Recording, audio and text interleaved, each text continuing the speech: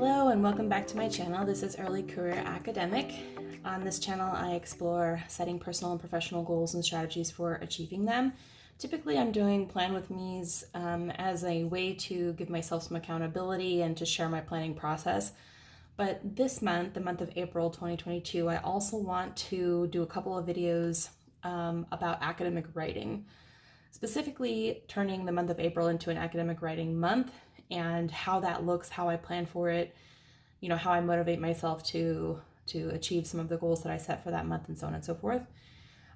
So that's what I'm going to do in a couple of videos. I'm going to give periodic updates about how it's going, but for now I want to give you an overview of how I'm setting up for this month of academic writing. Before I get started, I just want to talk a little bit about Academic Writing Month. Typically this is in November when National Novel Writing Month is also happening. That's sort of ours is sort of the academic version of that. But I also like to do it in the spring if possible, because the goal of, I think one of the major benefits of these writing months is the sprint activity, the feeling that there's a discrete amount of time that you can push a writing goal forward. It actually really helps, I think, get past some of the obstacles we have with writing, which is the potential endlessness of it, right? If we say we only are going to give ourselves this month to really move the needle on a particular project, it kind of gives us this forced deadline that I think really works for me personally, especially in the month of April and the month of November, the busiest months of the spring and fall semesters. What it teaches me is that I can find time for academic writing even in the busiest months of the year. And again, because they're the busiest months of the year, they create this constraint that I think works really well for me. That doesn't mean that it's the only months of the year that I do any writing in, but what I do is I take this opportunity to revive a project that might be languishing in a drawer somewhere and push it forward. So this is not the month where I do revisions. This is not typically a month where I start a brand new project.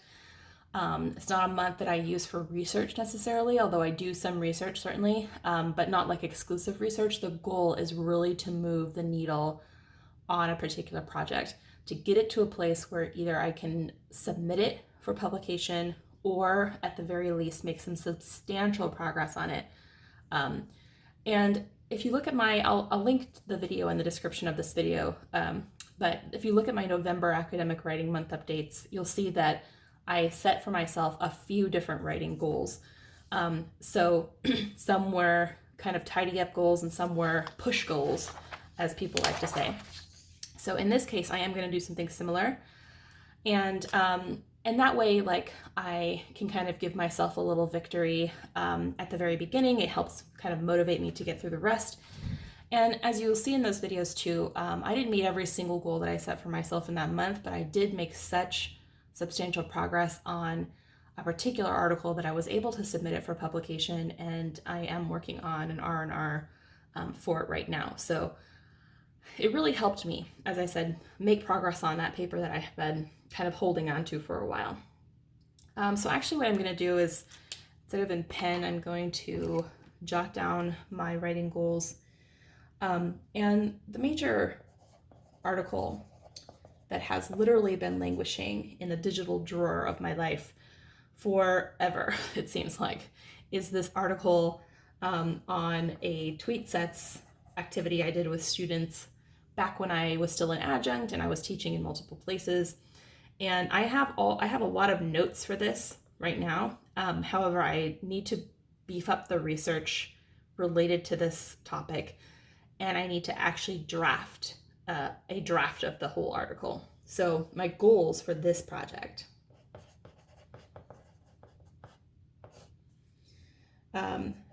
First is to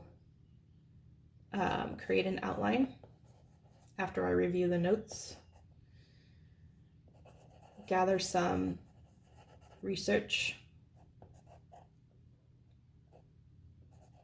and create an entire draft of the article that then I will hopefully submit for publication this summer. But this would be just a great leap forward. Now, project 2 is write a CFP for an edited collection that I want to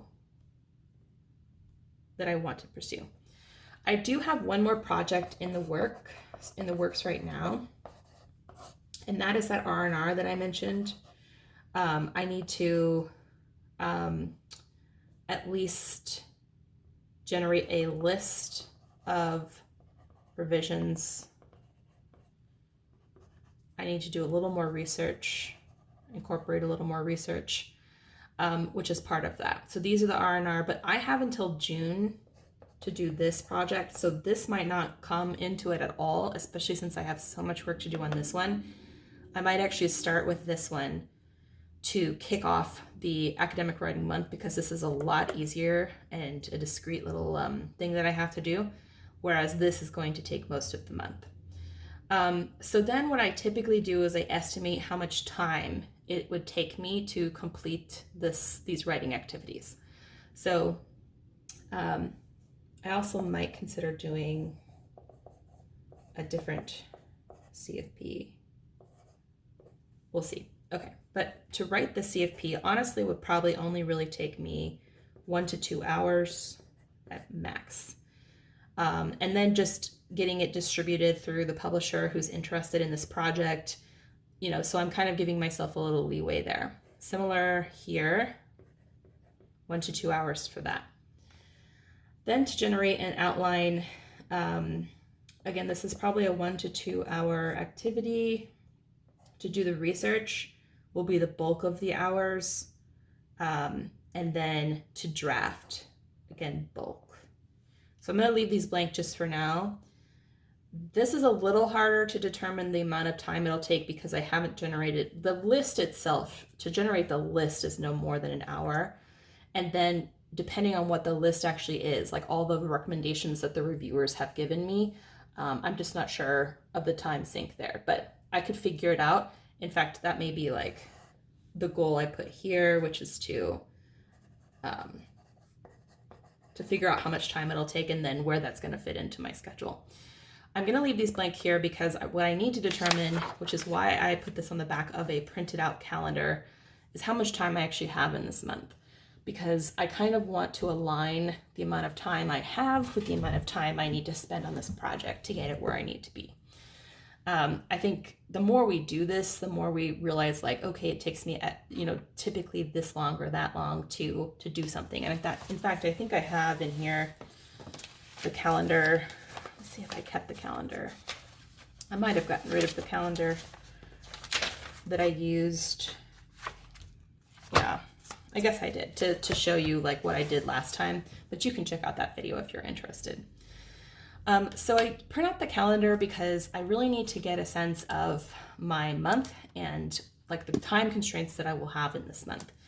And the first one here is that I'm not actually starting this academic writing until the 4th,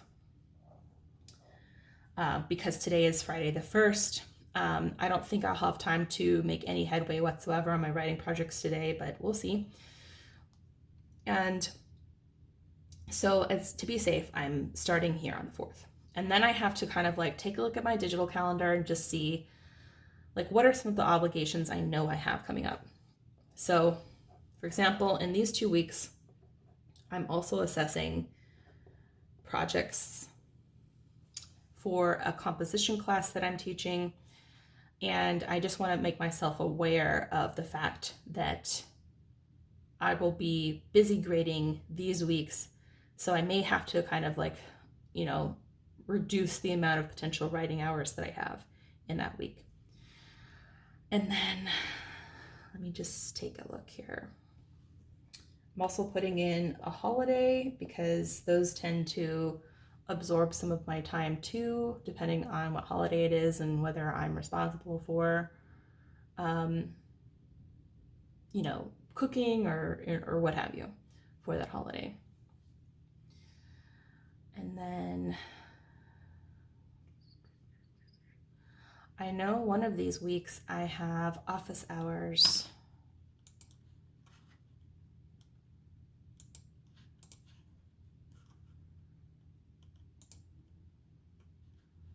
let me just look really quickly at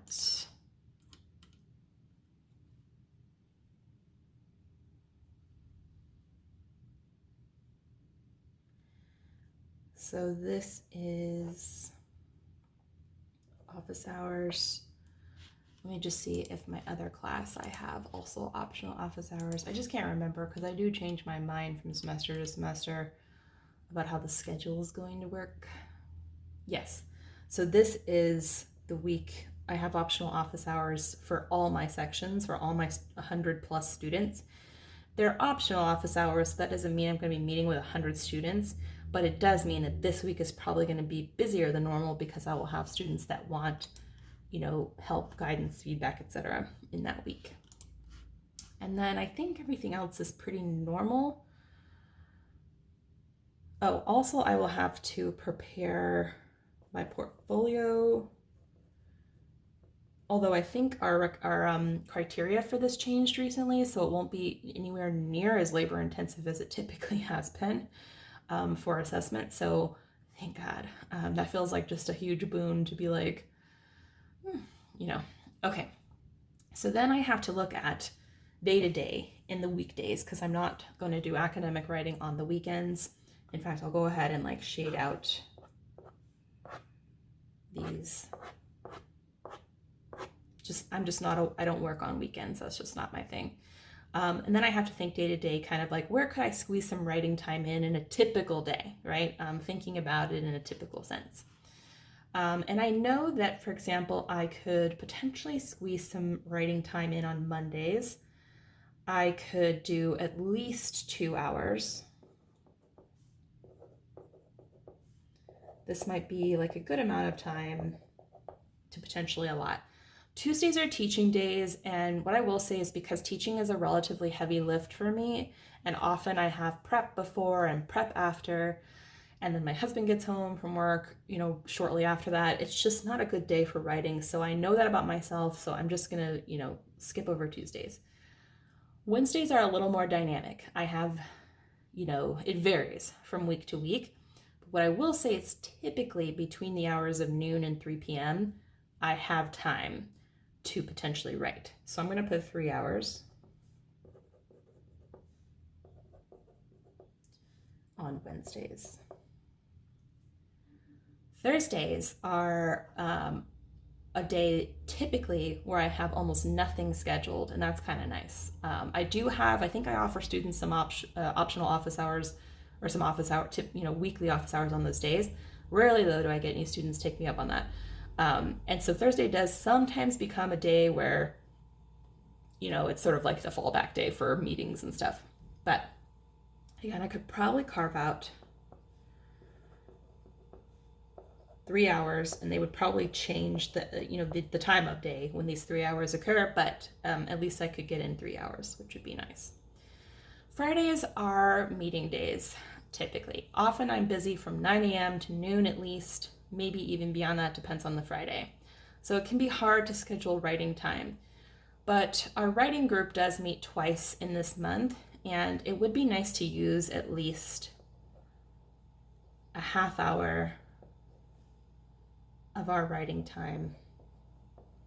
meeting time to do some actual writing. We've been kind of falling off on that a little bit. We've been mostly catching up and setting goals. But I think it actually would be good if I kind of re-implemented this as part of our group meeting to just get us a little more on track.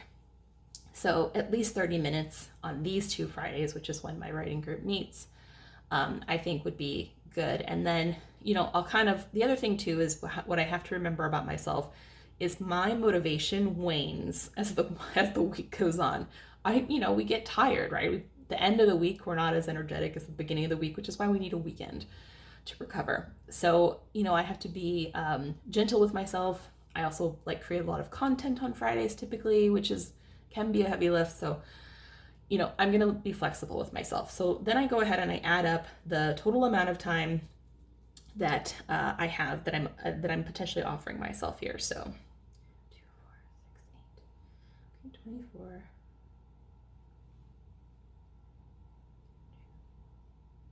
So total, I'm offering myself 33 hours. of writing time. And that's not bad for someone who has a 4-course load like myself with 100+ students. If I can carve out 33 hours of writing time in the month of April, where I'm going to be assessing and teaching and all of those things, I mean, that's pretty, I would say, pretty incredible.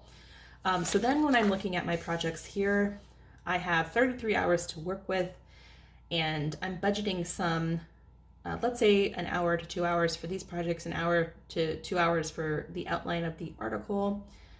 That leaves, even if I spend 2 hours entirely on these things, that leaves me with 27 more hours. And I would say the bulk is probably going to go to, well, maybe I could split it. Let's see, to half and half for research and rough draft.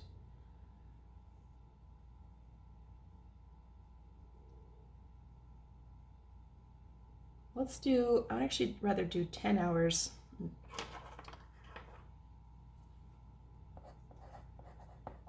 And 17 hours for writing. So this is helpful to me because then when I go to actually do these things and I go, okay, I have a 2-hour slot here, let me tackle this outline, right? And then I'm like, okay, I have 3 hours and 3 hours, let me do research here, and I got my extra 30 minutes, maybe I can do a little extra research. This almost brings me to my goal of meeting that research hour requirement. And of course, as I go along and I figure things out, like this might change. I might go back in here and go, oh, I need more time here or less time here or what have you.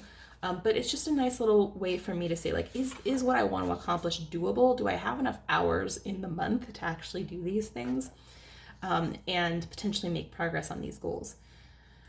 And then the final thing I want to share with you all about my kind of motivational setup is I have this calendar here that I will consult when I go to set down, and I'm going to go ahead and plug these into my actual digital calendar to where I think they will fit in the schedule. And that way I'm less tempted to fill that time with other stuff. And then every time I do actually sit down to write, I pop one of these little computer characters into my paper planner. Now, I know this is nerdy, but I get immense satisfaction out of sticking one of these stickers in my planner to acknowledge that I actually did sit down to do academic writing.